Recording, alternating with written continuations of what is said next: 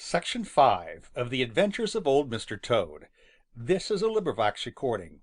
All recordings are in the public domain. Chapter 17. Old Mr. Toad's Mistake. If is a very little word to look at, but the biggest word you have ever seen doesn't begin to have so much meaning as little if. If Jimmy Skunk hadn't ambled down the Crooked Little Path just when he did, if he hadn't been looking for fat beetles, if he hadn't seen that big piece of bark at one side and decided to pull it over, if it hadn't been for all these ifs, why Old Mr. Toad wouldn't have made the mistake he did, and you wouldn't have had this story. But Jimmy Skunk did amble down the Crooked Little Path. He did look for beetles, and he did pull over that big piece of bark. And when he had pulled it over, he found Old Mr. Toad there. Old Mr. Toad had crept under that piece of bark because he wanted to take a nap. But when Jimmy Skunk told him that he had seen Mr. Blacksnake that very morning, and that Mr. Blacksnake had asked after Old Mr. Toad, the very last bit of sleepiness left Old Mr. Toad. Yes, Sir, he was wide awake right away. You see, he knew right away why Mr. Blacksnake had asked after him. He knew that Mr. Blacksnake has a fondness for Toads. He turned quite pale when he heard that Mr. Blacksnake had asked after him, and right then he made his mistake. He was in such a hurry to get away from that neighborhood that he forgot to ask Jimmy Skunk just where he had seen Mr. Blacksnake. He hardly waited long enough to say good by to Jimmy Skunk, but started off as fast as he could go. Now it just happened that Old Mr. Toad started up the Crooked Little Path, and it just happened that Mr. Blacksnake was coming down the Crooked Little Path. Now when people are very much afraid, they almost always seem to think that danger is behind instead of in front of them. It was so with Old Mr. Toad. Instead of watching out in front as he hopped along, he kept watching over his shoulder. And that was his second mistake.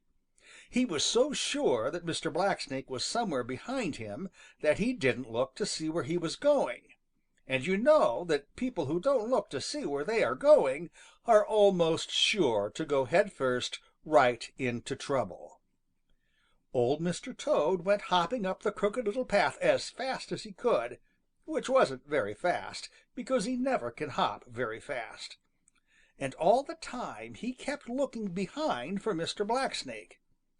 Presently he came to a turn in the Crooked Little Path, and as he hurried around it, he almost ran into Mr. Blacksnake himself. It was a question which was more surprised. For just a wee second they stared at each other. Then Mr. Blacksnake's eyes began to sparkle. "Good morning, Mr. Toad. Isn't this a beautiful morning?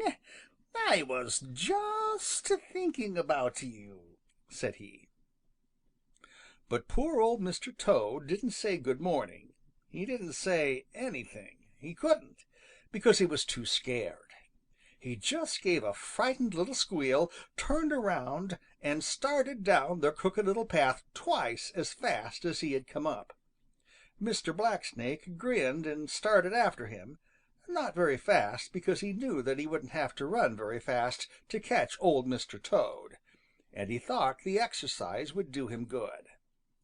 And this is how it happened that summer morning that jolly, bright Mr. Sun, looking down from the blue, blue sky and smiling to see how happy everybody seemed, suddenly discovered that there was one of the little meadow people who wasn't happy, but instead was terribly, terribly unhappy. It was Old Mr. Toad hopping down the Crooked Little Path for his life, while after him, and getting nearer and nearer, glided Mr. Blacksnake. Chapter 18. Jimmy Skunk is just in time. Jimmy Skunk ambled slowly along, chuckling as he thought of what a hurry Mr. Toad had been in, when he had heard that Mr. Blacksnake had asked after him. It had been funny, very funny indeed, to see Mr. Toad try to hurry. Suddenly Jimmy stopped chuckling. Then he stopped ambling along the Crooked Little Path. He turned around and looked back, and as he did so, he scratched his head thoughtfully. He had just happened to think that Old Mr. Toad had gone up the Crooked Little Path, and it was up the Crooked Little Path that Mr. Blacksnake had shown himself that morning. "If he's still up there," thought Jimmy, "Old Mr. Toad is hopping right straight into the very worst kind of trouble. How stupid of him not to have asked me where Mr. Blacksnake was. Well, it's none of my business. I guess I'll go on." But he had gone on down the Crooked Little Path only a few steps when he stopped again. You see, Jimmy is really a very kind-hearted little fellow, and somehow he didn't like to think of what might happen to Old Mr. Toad. "I hate to go way back there," he grumbled, for you know he is naturally rather lazy. "Still, the Green Meadows wouldn't be quite the same without Old Mr. Toad. I should miss him if anything happened to him. I suppose it would be partly my fault, too, for if I hadn't pulled over that piece of bark, he probably would have stayed there the rest of the day and been safe." "Maybe he won't meet Mr. Blacksnake," said a little voice inside of Jimmy. "And maybe he will," said Jimmy right out loud, and with that he started back up the Crooked Little Path, and strange to say, Jimmy hurried. He had just reached a turn in the Crooked Little Path when who should run right plump into him but poor Old Mr. Toad.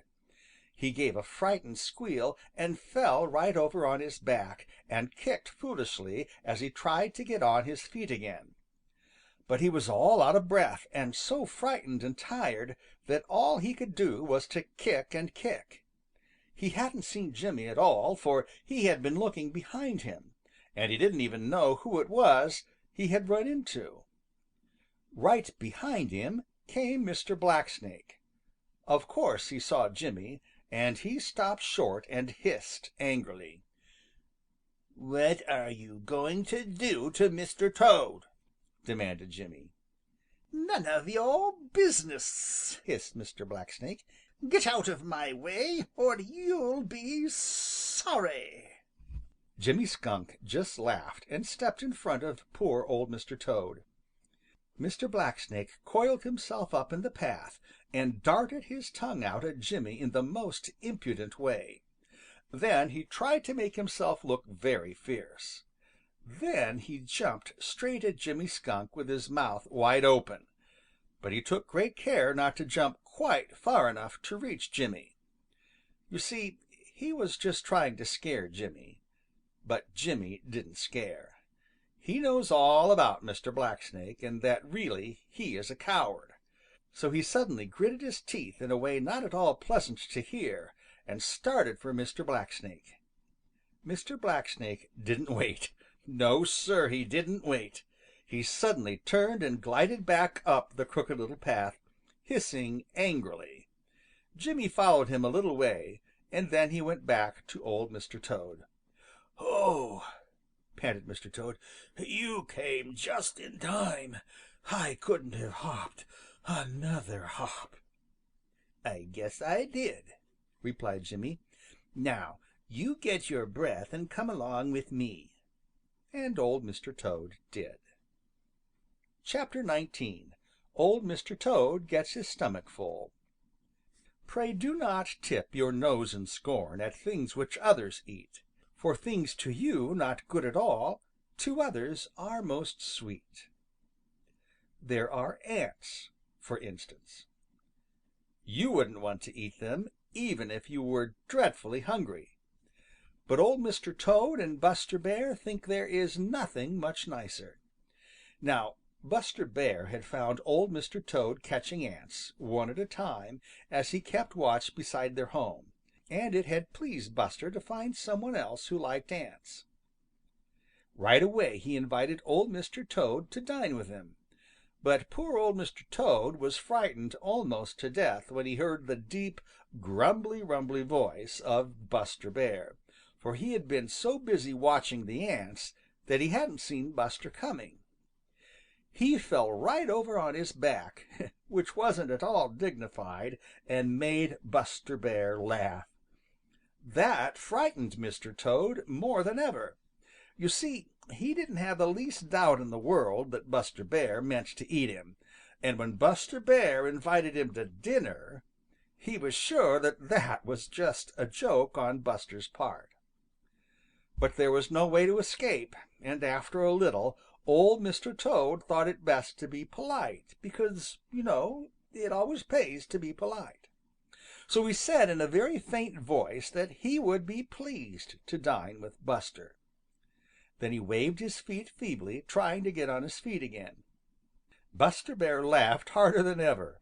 It was a low, deep, grumbly, rumbly laugh, and sent cold shivers all over poor Old Mr. Toad.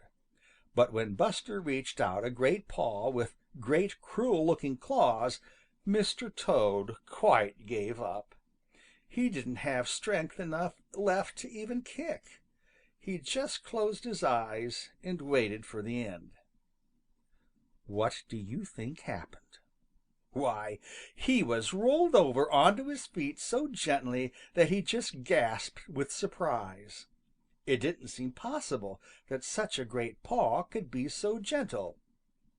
"Now," said Buster Bear in a voice which he tried to make sound pleasant, but which was grumbly-rumbly just the same, "I know where there is a fine dinner waiting for us just a little way from here. You follow me, and we'll have it in no time." So Buster Bear led the way, and Old Mr. Toad followed as fast as he could, because he didn't dare not to. Presently Buster stopped beside a big decayed old log. "If you are ready, Mr. Toad, we will dine now," said he. Old Mr. Toad didn't see anything to eat. His heart sank again, and he shook all over. I'm not hungry," said he in a very faint voice. Buster Bear didn't seem to hear. He hooked his great claws into the old log and gave a mighty pull. Over rolled the log, and there were ants and ants and ants, hurrying this way and scurrying that way, more ants than Mr. Toad had seen in all his life before. "Help yourself," said Buster Bear politely. Old Mr. Toad didn't wait to be told twice. He forgot all about his fright. He forgot all about Buster Bear. He forgot that he wasn't hungry. He forgot his manners. He jumped right in among those ants, and for a little while he was the busiest Toad ever seen. Buster Bear was busy too. He swept his long tongue this way and he swept it that way, and each time he drew it back into his mouth it was covered with ants. At last Old Mr. Toad couldn't hold another ant. Then he remembered Buster Bear and looked up a little fearfully. Buster was smacking his lips, and there was a twinkle in each eye. "Good, aren't they?" said he. "The best I ever ate," declared Old Mr. Toad with a sigh of satisfaction. "Come dine with me again," said Buster Bear, and somehow this time Old Mr. Toad didn't mind because his voice sounded grumbly-rumbly. "Thank you, I will," replied Old Mr. Toad. Chapter 20 Old Mr. Toad is Puffed Up Old Mr. Toad hopped slowly down the Lone Little Path. He usually does hop slowly, but this time he hopped slower than ever. You see, he was so puffed up that he couldn't have hopped fast if he had wanted to, and he didn't want to. In the first place, his stomach was so full of ants that there wasn't room for another one. No, Sir, Old Mr. Toad couldn't have swallowed another ant if he had tried. Of course they made his stomach stick out, but it wasn't the ants that puffed him out all over. Oh my, no! It was pride. That's what it was. Pride. You know nothing can puff any one up quite like foolish pride. Old Mr. Toad was old enough to have known better. It is bad enough to see young and foolish creatures puffed up with pride, but it is worse to see any one as old as Mr. Toad that way. He held his head so high that he couldn't see his own feet, and more than once he stubbed his toes. Presently he met his old friend, Danny Meadow Mouse. He tipped his head a little higher, puffed himself out a little more, and pretended not to see Danny. "Hello, Mr. Toad," said Danny. Mr. Toad pretended not to hear. Danny looked puzzled. Then he spoke again, and this time he shouted. "Hello, Mr. Toad. I haven't seen you for some time." It wouldn't do to pretend not to hear this time. "Oh, how do you do, Danny?" said Old Mr. Toad with a very grand air, and pretending to be much surprised. "Sorry I can't stop, but I have been dining with my friend Buster Bear, and now I must get home." When he mentioned the name of Buster Bear, he puffed himself out a little more. Danny grinned as he watched him hop on down the Lone Little Path. "Can't talk with common folks any more," he muttered. "I've heard that pride is very apt to turn people's heads, but I never expected to see Old Mr. Toad proud." Mr. Toad kept on his way, and presently he met Peter Rabbit. Peter stopped to gossip, as is his way, but Old Mr. Toad took no notice of him at all. He kept right on with his head high and all puffed out. Peter might have been a stick or a stone for all the notice Old Mr. Toad took of him. Peter looked puzzled. Then he hurried down to tell Danny Meadow Mouse all about it. "Oh," said Danny, "he's been to dine with Buster Bear, and now he has no use for his old friends." Pretty soon along came Johnny Chuck, and he was very much put out because he had been treated by Old Mr. Toad just as Peter Rabbit had. Striped Chipmunk told the same story. So did Unc' Billy Possum. It was the same with all of Old Mr. Toad's old friends and neighbors, except Bobby Coon, who, you know, is Buster Bear's little cousin. To him Old Mr. Toad was very polite and talked a great deal about Buster Bear, and thought that Bobby must be very proud to be related to Buster. At first everybody thought it a great joke to see Old Mr. Toad so puffed up with pride, but after a little they grew tired of being snubbed by their old friend and neighbor, and began to say unpleasant things about him. Then they decided that what Old Mr. Toad needed was a lesson, so they put their heads together and planned how they would teach Old Mr. Toad how foolish it is for any one to be puffed up with pride. End of section 5.